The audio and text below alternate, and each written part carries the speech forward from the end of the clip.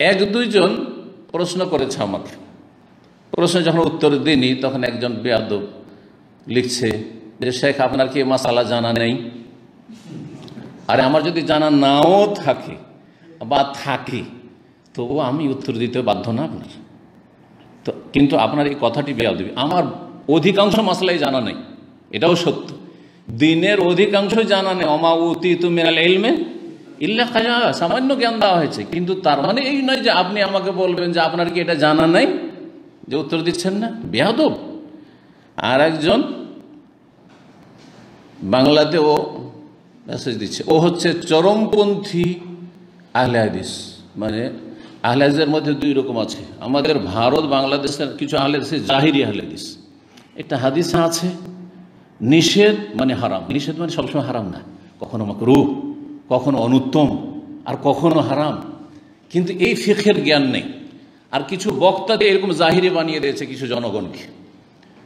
এই জাহিরি ফতোয়া প্রথম জিজ্ঞেস করেছে আমাকে, আমি বলে দিচ্ছি। তারপর ও কোনো জাহেরি বক্তা থেকে প্রভাবিত তার ফতোয়া নকল করছে, বলছে এটার উত্তর দেন। আমি তখন দেখলাম যে এই লোকটির মধ্যে জাহেরিপনা রয়েছে, আমার কথা বুঝতে চাই না, তা আমি আর উত্তর দিই নাই। তখন আমাকে বলছে যে শেখ আপনি কি আমার ভাষা বুঝেন না? আমাকে মেসেজ দিচ্ছে যে আমার ভাষাকে আপনি বুঝেন না। কত বড় বেয়াদবি, কথা বুঝতে পারছেন? তো এই বেয়াদবিগুলো আমাদের জনগণরা করে, বুঝতে পেরেছেন? অজ্ঞতার কারণে, চরমপন্থার কারণে, জানে না যে কার কি হক রয়েছে। আরে ভাই, আপনার প্রশ্নের উত্তর আমাকে দিতে হবে, জরুরি নয় যে আপনার ভাষা বুঝলে আমাকে উত্তর দিতে হবে, মাসলা জানা থাকলে আমাকে উত্তর দিতে হবে, এটাও জরুরি নয়। ফারজে কিফায়া, হ্যাঁ ফরজ গোটা উম্মতের ওপর, যত বাংলা ভাষাভাষী আলেম আছে সবার উপরে ফরজ। একদিন দিয়ে দিলে হইল। আপনি ঘুরেন 10টা দ্বার, ঘুরেন 10 জন আলেমের সাথে যোগাযোগ করেন, দেখেন কারো কাছে। আশা করি এই মেসেজগুলির ওপরে মানুষ আমল করবে, আল্লাহ যেন তৌফিক দান করে।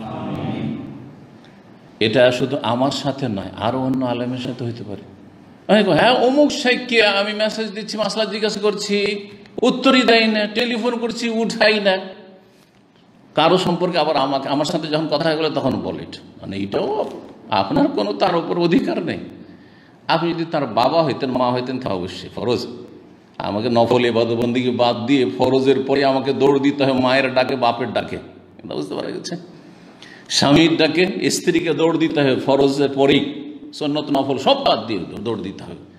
বাকি জনগণের কারো এরকম অধিকার নেই যে আমার নফল কাজ বাদ দিয়ে বা আমার অন্য কাজ বাদ দিয়ে আপনার প্রশ্ন উত্তর দেওয়ার জন্য দৌড় দিতে হবে। এটা কোনো শরীয়ত নয়। আল্লাহ যেন বুঝার তৌফিক দান করেন।